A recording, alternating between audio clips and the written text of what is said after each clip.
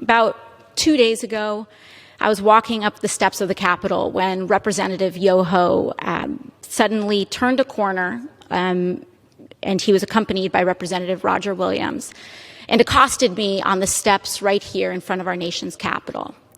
I was minding my own business, walking up the steps, and Representative Yoho put his finger in my face. He called me disgusting. He called me crazy. He called me out of my mind. And he called me dangerous. And then he took a few more steps, and after I had recognized his comments as rude, he walked away and said, "I'm rude.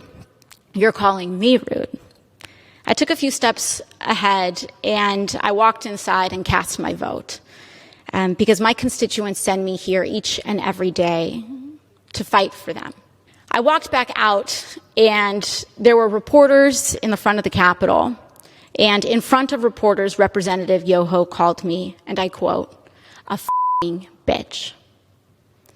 These are the words that Representative Yoho levied against a congresswoman, the congresswoman that not only represents New York's 14th congressional district, but every congresswoman and every woman in this country, because all of us have had to deal with this in some form, some way, some shape, at some point in our lives. But then yesterday, Representative Yoho decided to come to the floor of the House of Representatives and make excuses for his behavior. And that I could not let go.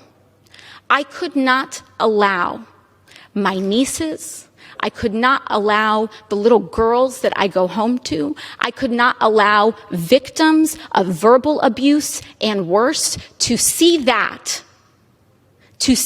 excuse, and to see our Congress accept it as legitimate and accept it as an apology. Mr. Yoho mentioned that he has a wife and 2 daughters. I am 2 years younger than Mr. Yoho's youngest daughter. I am someone's daughter, too.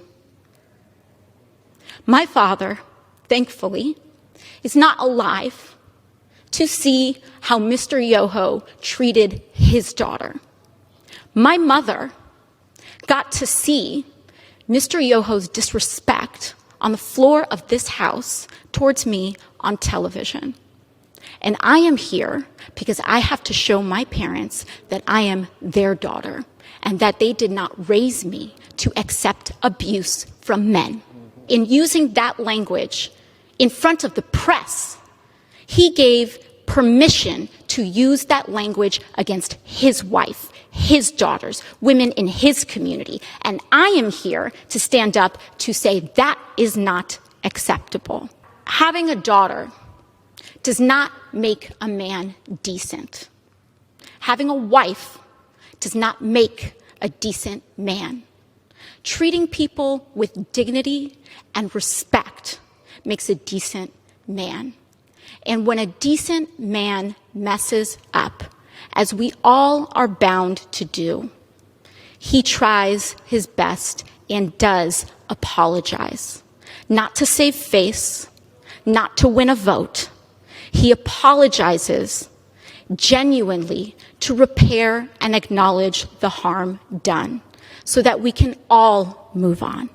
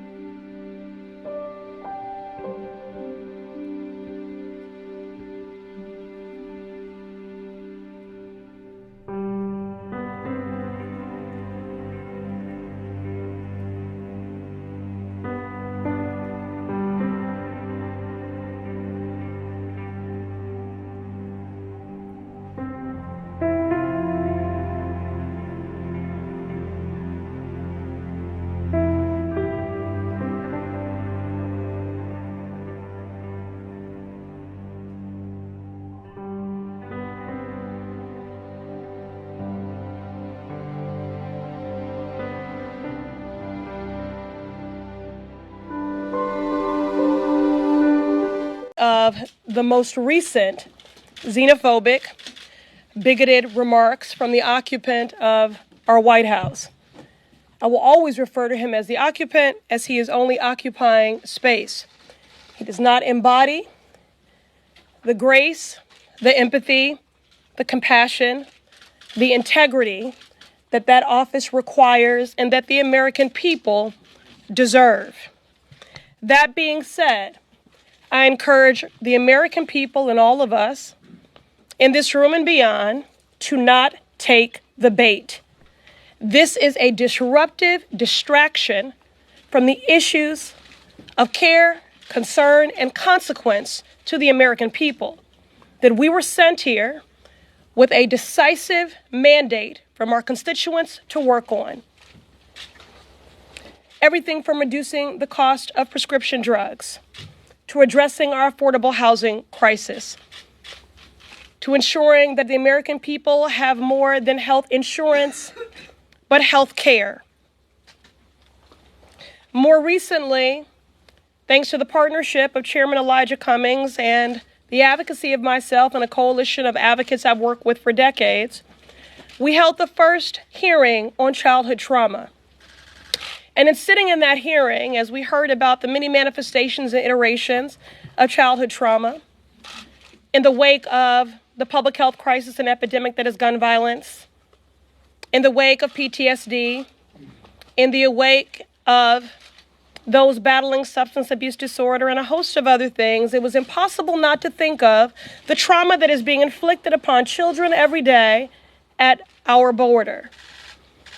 At the end of the day, if we improve the conditions of children in a cage, they are still in a cage. And we are viscerally, vigorously, and fundamentally opposed to the criminalizing, the vilifying, the mass detention and deportation of migrant families who are simply doing what is their legal human right, and that is to seek asylum in the tradition of who we say we are as a country, a beacon of light and hope and of refuge. This is simply a disruption and a distraction from the callous, chaotic, and corrupt culture of this administration all the way down. We want to get back to the business of the American people and why we were sent here, reducing the cost of prescription drugs, addressing the public health crisis and epidemic that is gun violence, addressing the racial wealth gap, and yes, making sure that families stay together. I also would like to just underscore the fact that despite the occupant of the White House attempts to marginalize us and to silence us, please know that we are more than 4 people. We ran on a mandate to advocate for and to represent those ignored, left out, and left behind. Our squad is big. Our squad includes any person committed to building a more equitable and just world. And that is the work that we want to get back to. And given the size of this squad and this great nation, we will not be silenced. And now I'll invite Representative Omar to offer a few words as well.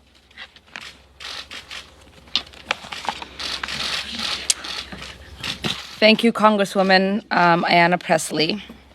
This country was founded on the radical idea that we are created equal and endowed by our Creator with inalienable rights. And yes, we have a long way before we fully live up to those values. It is for this reason precisely that we have to take action when a president is openly violating the oath he took to the Constitution of the United States and the core values we aspire to. As Martin Luther King said, all we say to America is, be true to what you say on paper. I believe this is a pivotal moment in our country. The eyes of history is watching us. Right now, the president is carrying out mass deportation raids across this country in each one of our districts. Right now, the president is committing human rights abuses at the border, keeping children in cages, and having human beings drinking out of toilets. This president, who has been credibly accused of committing multiple crimes, including colluding with foreign government to interfere with our election. This is a president who has overseen the most corrupt administration in our history and pursued an agenda to allow millions of Americans to die from a lack of health care while he transfers millions of dollars in tax cuts to corporations. This is a president who has said, grab women by the pussy. This is a president who's called black athletes sons of bitches. This is a president who has called black people who come from black and brown countries shitholes. This is a president who has equated neo-Nazis with those who protest against them in Charlottesville. This is a president who has openly violated the very value our country aspires to uphold: equality under the law, religious liberty, equal protection, and protection from persecution. And to distract from that, he's launching a blatantly racist attack on 4 duly elected members of the United States of House of Representatives, all of whom are women of color. This is the agenda of white nationalists. Whether it is happening in chat rooms or it's happening on national TV, and now it's reached the White House garden. He would love nothing more than to divide our country based on race, religion, gender, orientation, or immigration status. Because this is the only way he knows he can prevent the solidarity of us working together across all of our differences. The only way to prevent us confronting the problems our country is facing, whether it is healthcare, climate change, student debt, or our endless wars. This is his plan to pit us against one another. This is how he can continue to enrich his friends and distract us from the detrimental policies that his administration is pushing forth. So we can either continue to enable this president and report on the bile of garbage that comes out of his mouth, or we can hold him accountable to his crimes. We can continue to turn a blind eye of the multiple crimes he's accused of. We can stand while he violates people's basic human rights and the responsibility that his administration has for the deaths of children on our border, or we can take action. I have not made impeachment central to my election or my tenure. But since the day that I'd gotten elected, I'd said to people, it is not if he will be impeached, but when. So it is time for us to stop allowing this president to make a mockery out of our Constitution. It's time for us to impeach this president. So now we're going to have Congresswoman Alexandria Ocasio-Cortez. Good afternoon, everyone. I'll try to keep things as brief, I guess, as I can, but who knows when I get on a roll, right? When I was a little girl, my father took me to the reflecting pool here. We were on a road trip from New York to Florida to visit family. And I've told this story before, but it was my first time ever visiting Washington, D.C. And it was my only time visiting Washington, D.C. for years, if not decades. And he rested me on the side of the reflecting pool and had my toes dip in the water. And he had me look at the Washington Monument, had me look at the Capitol, had me look at the entirety of the capital of our great country. And he looked at everything and he pointed to all of it and he said, this belongs to all of us. This belongs to you and it belongs to me.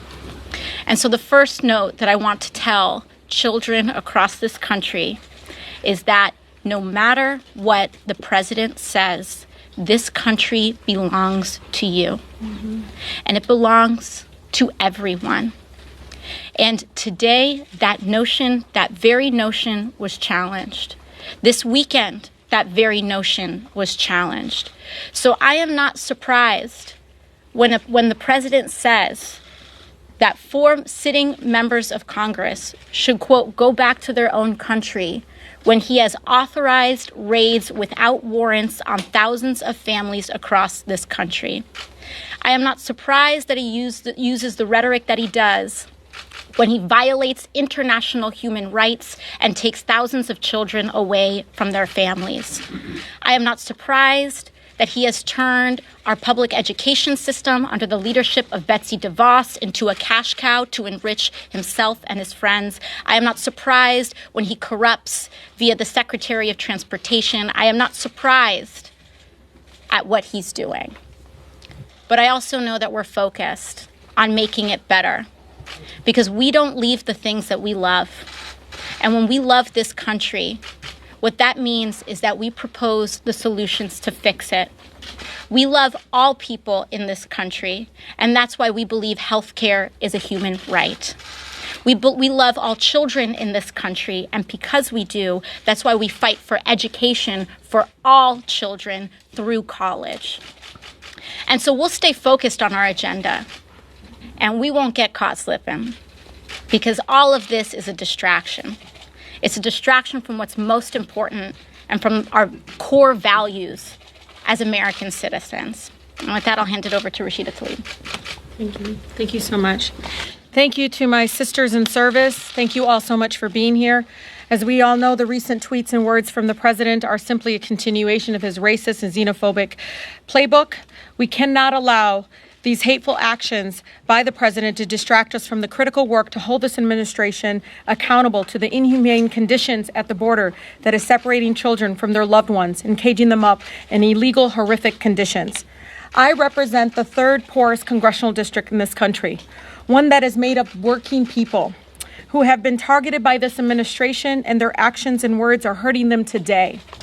I was elected to fight for them, fight for the 13th congressional district. They sent me here to Congress to fight back against the corporate assault and the corruption in our country.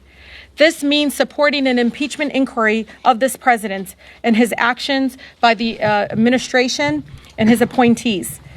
Sadly, this is not the first, nor will it be the last time we hear disgusting, bigoted language from the president.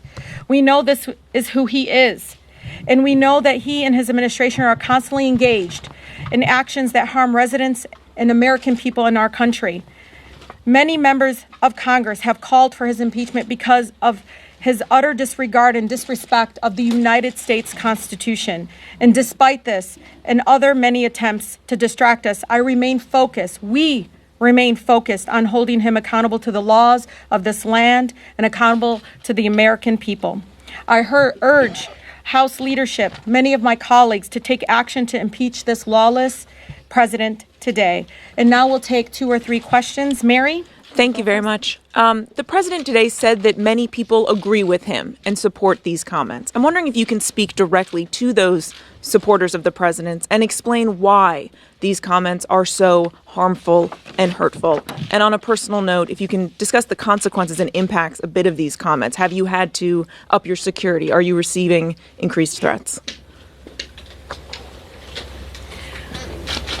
I would just say that the experience that he offered is in contradiction to the experience that I have every day, including in the airport on my way here.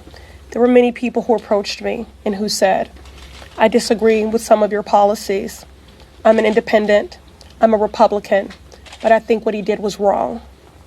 And he won't apologize, but I am going to apologize. So I have experienced nothing in the wake of those comments, again, but words of denouncing these xenophobic, bigoted words. But again, this is a distraction and we should not take the bait. We can sit here and continue to recycle his hateful rhetoric, of which I cannot feign surprise or inflated outrage, because he is, if nothing else, predictable. What we are focused on are the hateful policies that are draconian and oppressive and life-threatening and family-separating that is being rolled out by this administration every day.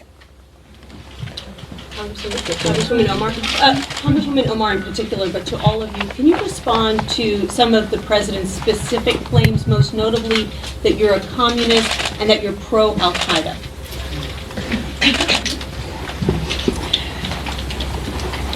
You might have noticed how when he said, go back to where you came from, there was an uproar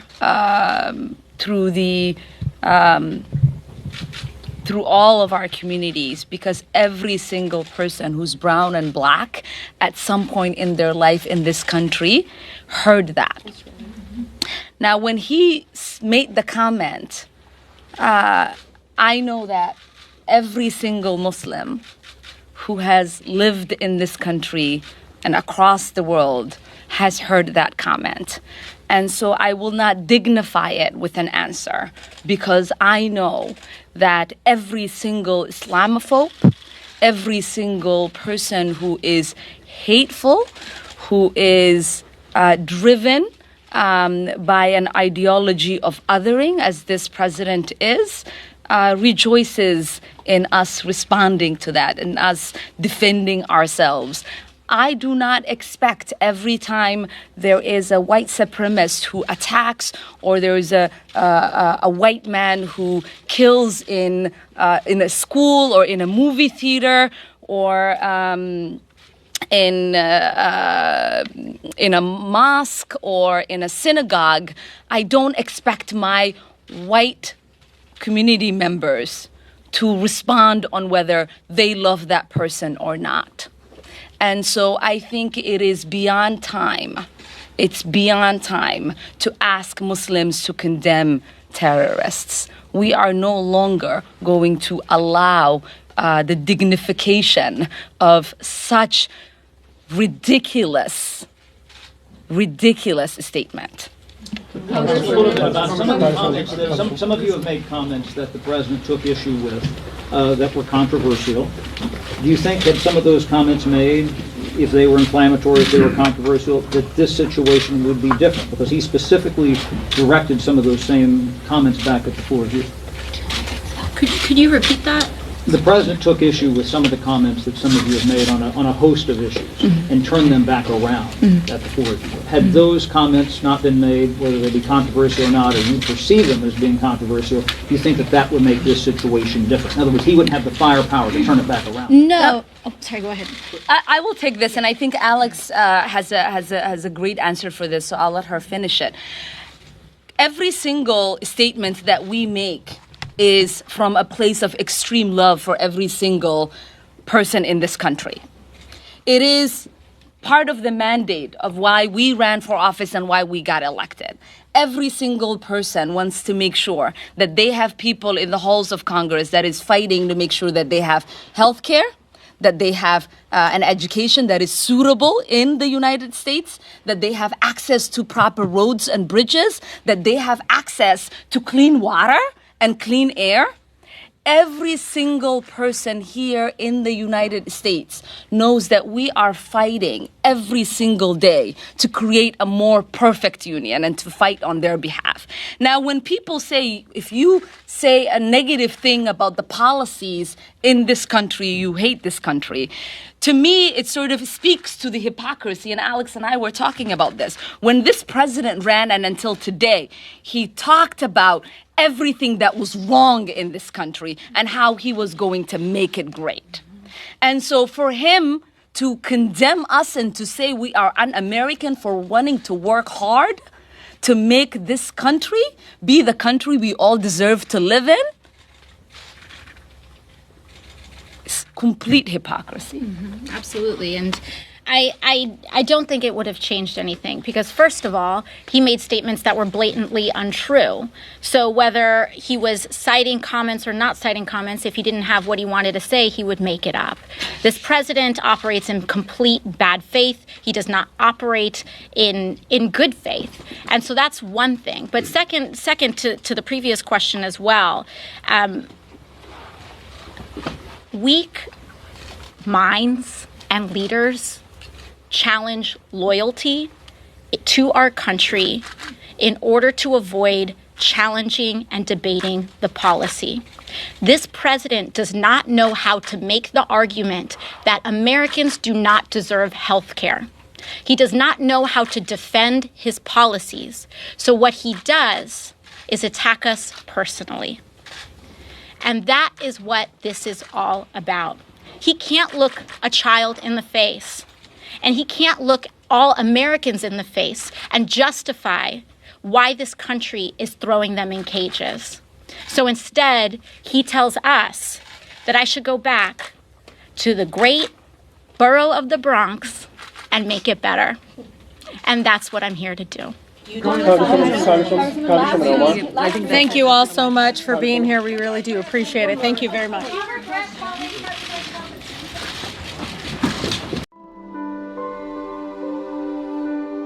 Zuckerberg, what year and month did you personally first become aware of Cambridge Analytica? I'm not sure of the exact time, but it was probably around the time when it became public. I think it was around March of 2018. I could be wrong, though. Mm-hmm. When did Facebook COO Sheryl Sandberg become aware of Cambridge Analytica? I don't know off the top of my head. You don't know. Did anyone on your leadership team know about Cambridge Analytica prior to the initial report by The Guardian on December 11th, 2015? Congresswoman, I believe so, and that some folks were tracking it internally. And I actually, as you're asking this, I do think I was aware of Cambridge Analytica as an entity earlier. Mm-hmm. I don't know if I was tracking how they were using Facebook specifically.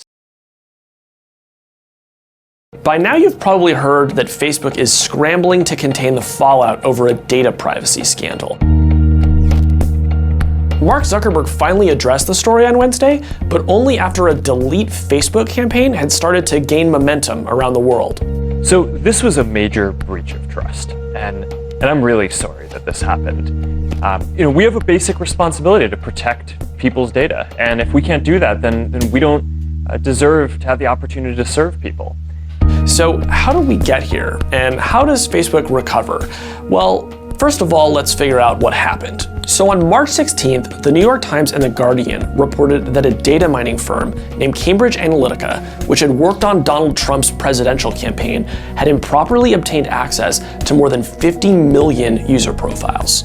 Experts believe the firm could have used that data to gain an unfair advantage in targeting voters. Mark Zuckerberg didn't say anything about these stories for 5 days, and then on Wednesday, he wrote a Facebook post and gave an interview to CNN. I'm going to challenge you. We're here now. I'm going to challenge you. And we're going to make sure that we do a good job at it. Have you done a good enough job yet? Well, I think we will see. This scandal is extremely weird because we've known the basic details that Cambridge Analytica got access to these profiles for more than 2 years. It's not clear that the data they obtained was really all that useful to them, and the number of profiles that they supposedly obtained, 50 million, that might turn out to just be marketing hype from Cambridge Analytica. Despite all that, this is the biggest public relations crisis Facebook has faced since the aftermath of the 2016 election. Senators are calling on Zuckerberg to testify, the Federal Trade Commission is investigating, British authorities are investigating, and Facebook's stock price has been declining. So let's look what happened. The story starts in 2014. That's when a University of Cambridge researcher named Alexander Kogan created an app called This Is Your Digital Life. About 270,000 people downloaded it, gave away their information, and Kogan, unbeknownst to them, passed along that information to a data mining and political strategy firm named Cambridge Analytica.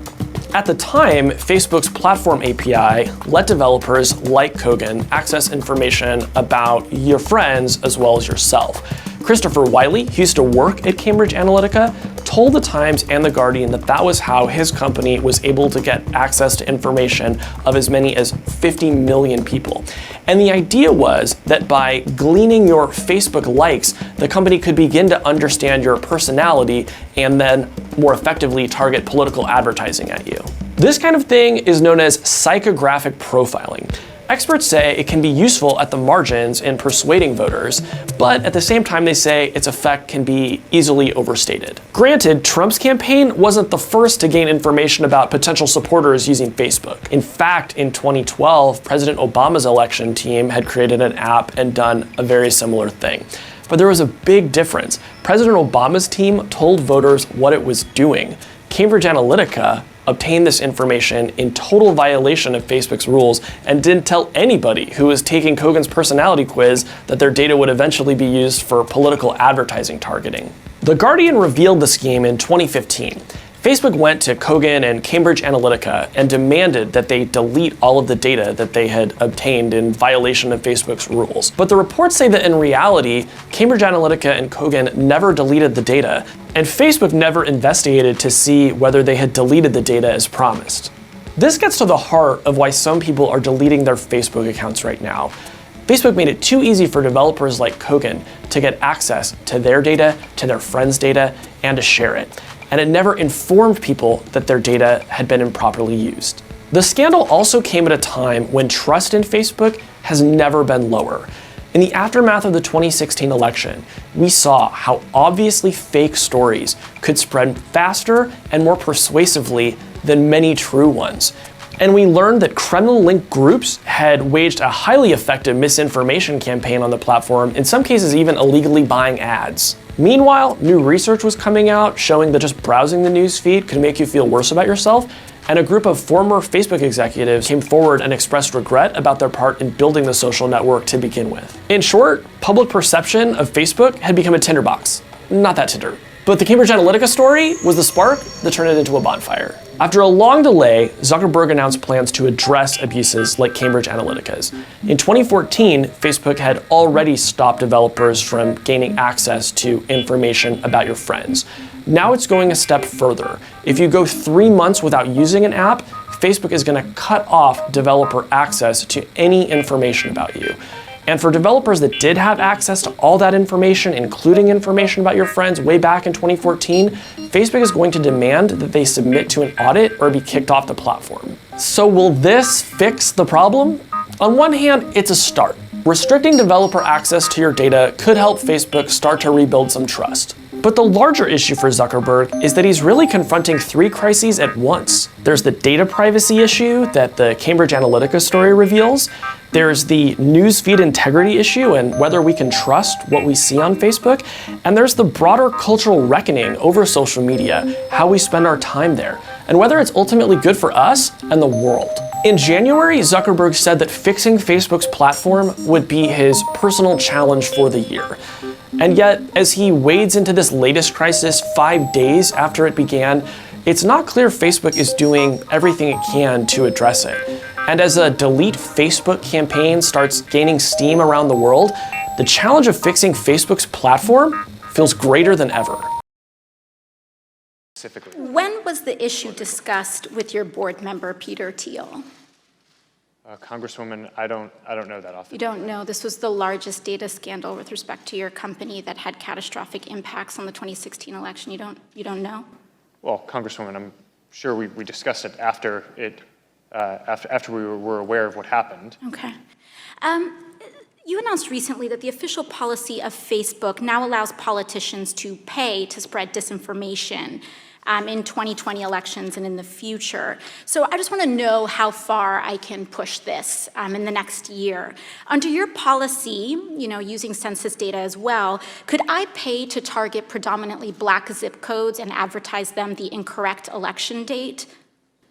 No, Congresswoman, you couldn't. We have, even for these policies around the newsworthiness of content that politicians say and the general principle that I believe that... But you said you're not going to fact check my ads. We have, if anyone, including a politician, is saying things that can cause, that is calling for violence or could risk imminent physical harm or voter or census suppression when we roll out the census suppression policy, we will take that content down. So you will...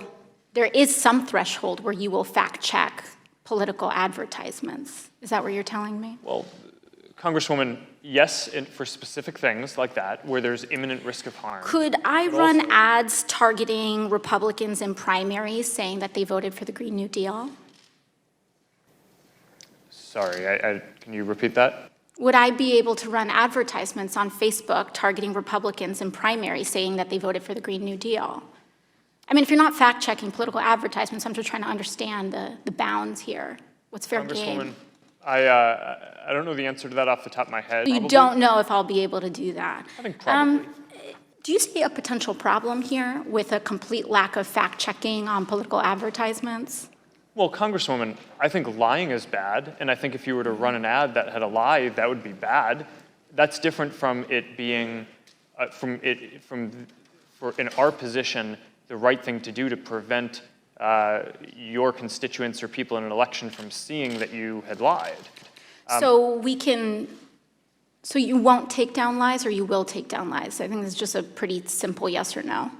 Congresswoman, I'm not talking about spin. I'm talking about actual yes, in most cases, disinformation. in a democracy, Okay. I believe that people should be able to see for themselves what politicians that they may or may not vote for So are you saying, won't take judge them their down. character for themselves. So you won't take, you may flag that it's wrong, but you won't take it down. Congresswoman, it depends on the context that it shows up. Organic post, ads. Is a little One bit different. more question. In your ongoing dinner parties with far-right figures, some of who advance the conspiracy theory that white supremacy is a hoax, did you discuss so-called social media bias against conservatives, and do you believe there is a bias? Congresswoman, so I don't remember everything that was in the question. That's all right, I'll move on. Can you explain why you've named the Daily Caller, a publication well-documented with ties to white supremacists, as an official fact checker for Facebook?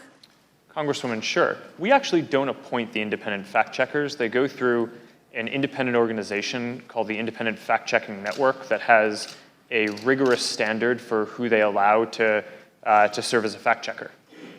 So you would say that white supremacist-tied publications meet a rigorous standard for fact-checking? Thank you. Congresswoman, I would say that we're not the one assessing that standard. The International Fact Checking Network is the one who is setting that standard.